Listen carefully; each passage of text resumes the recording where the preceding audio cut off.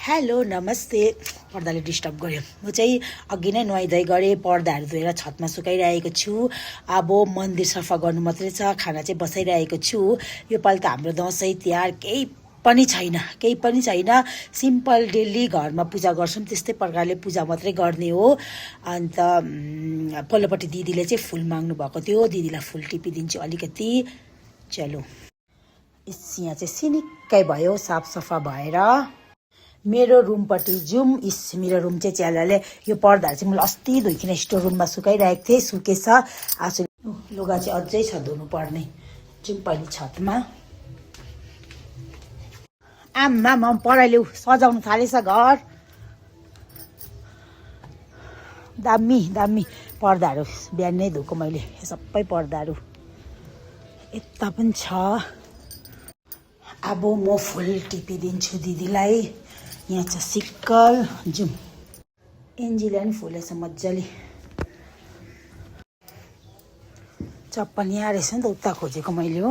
आलुहरू छिल्यो, अहिले आइकन बनाउँछु सब्जी। छिलेछ।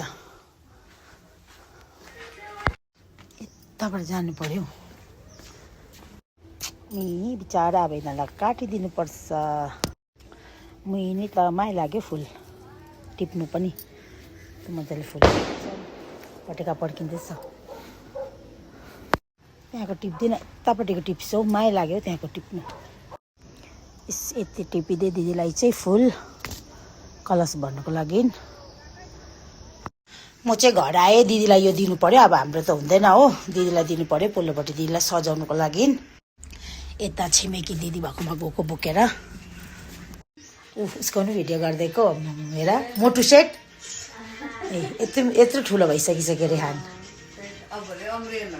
दिदीले त ऊ मन्दिर पनि कस्तो मजाले सजाउनु भएछ। सबै रेडी। अब पूजा गर्नु मात्रै बाँकी रहेछ। यतापट्टि पनि दिदीले झिलिली बनाइसकेछ। दिदी दामी बनाएछ त। कस्तो दामी परेनको। हुन्छ आजलाई यति नै। अब चाहिँ म खाना बनाउँछु, त्यहाँबाट खान्छु। भोक लाग्यो। हुन्छ, बाई बाई।